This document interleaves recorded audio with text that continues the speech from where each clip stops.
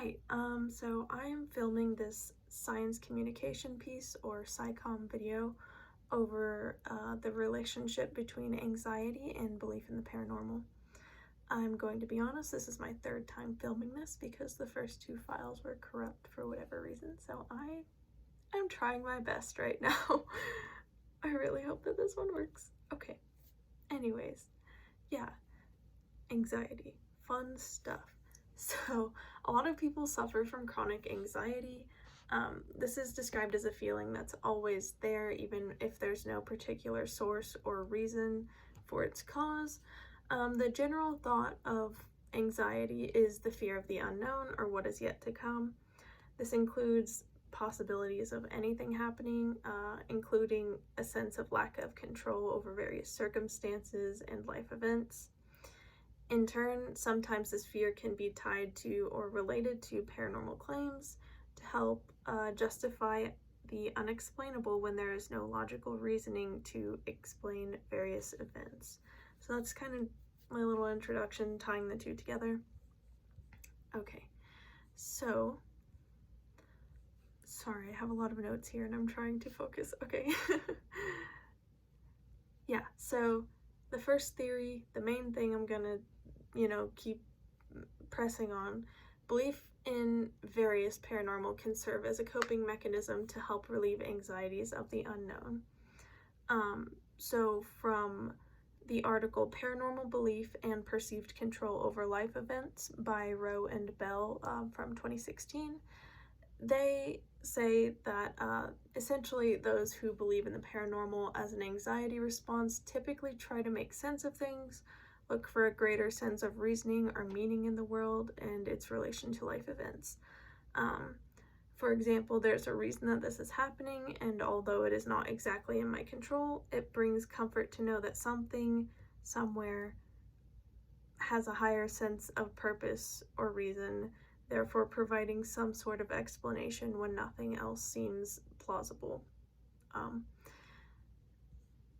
So that's a little introduction there. Sorry, I'm doing great. Okay. Okay, so then I'm going to go into the role of anxiety versus mental toughness and how this shapes our perspectives of the unforeseeable future or significant future events that are out of our control. So from the article, The Moderating Effect of Mental Toughness, Perception of Risk and Belief in the Paranormal from Drinkwater et al. In 2019, they describe mental toughness as a concept that can promote and maintain adaptation to challenging situations across a range of domains and populations, which also encompasses pillars of commitment, challenge, control, and confidence. 2019. Sorry, I don't know how to verbally cite things. I don't want to plagiarize. Anyways, their findings align with their hypothesis that higher levels of mental toughness and its accompanying factors result in lower levels of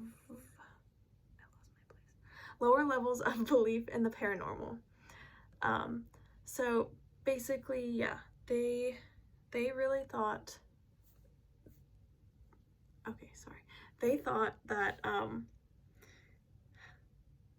you tell I'm anxious and tired? Okay. I can't record this again. Okay. I got this. Okay. So basically when they did their study, they again hypothesized that those with higher mental toughness will have a lower kind of level of anxiety, and therefore have less of a belief in paranormal things. I'll get into that later. And essentially, it turns out they were correct. So from their definition of mental toughness, we can assume that someone with a lower level of mental toughness is more vulnerable to being anxious or having anxieties. And therefore that more so correlates with the belief in paranormal things. As I was saying, I'll get to that. Paranormal things, and for this purpose, this video, I'm just kind of going to clump a lot of things together. So like religion, cults, stuff we just talked about in class, as well as other cryptids and creatures, Mothman, Bigfoot, aliens, UFO, you name it. It can be literally anything that cannot be reasonably justified or explained. Yeah. So anyways,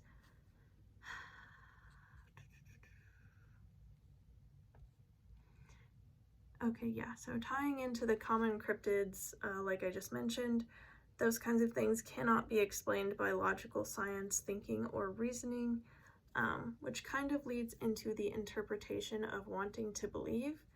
And I'm going to the slides, Social Distancing Champs, where it talks about perception and interpretation. So a lot of our interpretations, assumptions, are based on previous knowledge and our beliefs, our belief systems. This groups can greatly influence this. So we also talked about cults and religious fringe groups and things like that, which is a really good example of how large these beliefs can, form into a hierarchy, a whole group. And there's someone who often is able to greatly influence other people, and a lot of those followers of the group, join for a million different reasons. Some might just need guidance, looking for a sense of community. I was gonna look for something else. Oh yeah, why do people join? Developing, this is from Faith and Healing Cults, the slides. So to develop like a self-concept, maybe even coercion, persuasion, compliance, psychological distress and alienation, and charisma. So we even watched that guy, wow, helpful. That one guy, really, really charismatic preacher guy, healing all these people.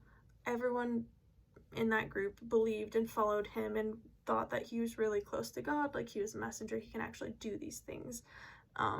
There's no scientific evidence to prove, that's a bad word, to support that theory. Therefore, they were kind of just going on their interpretation and what the group believes, and just that kind of stuff like echoes a lot. They are in their own little bubble. So from the outside, like someone on the outside, like us in class watching that, that seemed like a lot. It seemed kind of hard to believe that people believe that. But I mean, if you are, so immersed into a group, those things don't seem as crazy.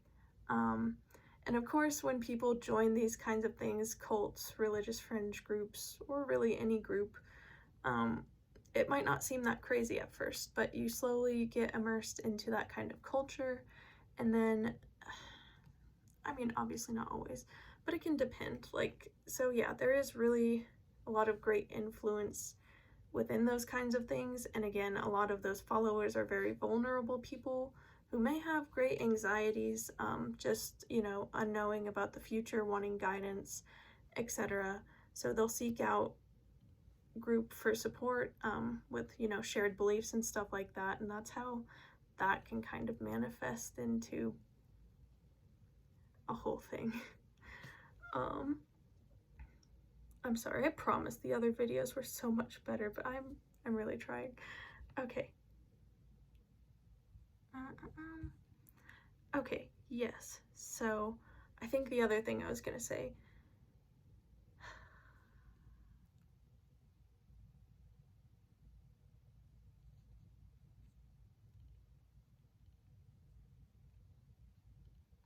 this is bad.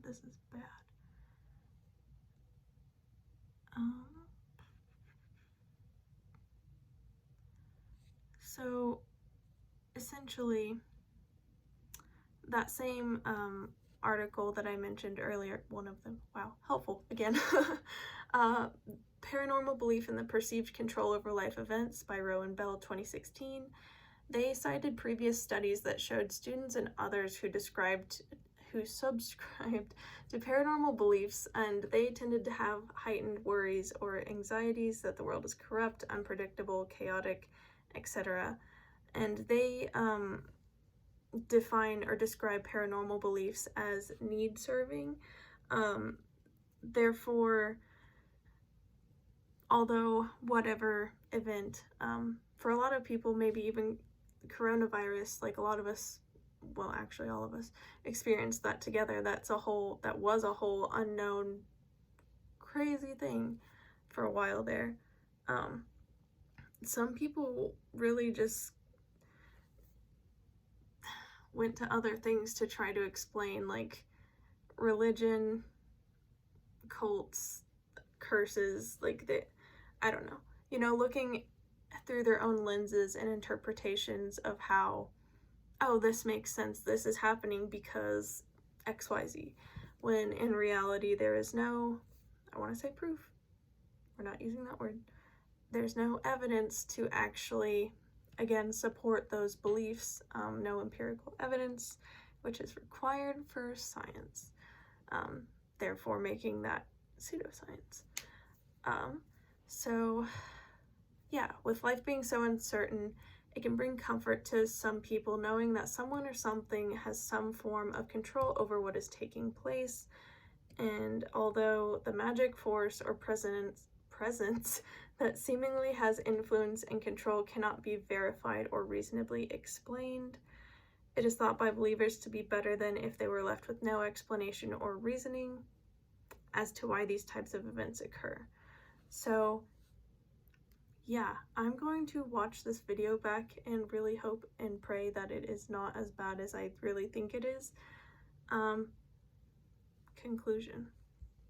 Yeah, so a lot of anxious people are pretty vulnerable and in some cases may seek out groups for support, validation, a support group really, who has, similar events, that's not the word I was going for, beliefs and stuff like that. Can you tell it's 11 o'clock? I'm so sorry. Okay. Stressed. Yeah, so, anxiety, vulnerable people, anxious people are vulnerable. I've said that a lot. That's the point I'm trying to get at.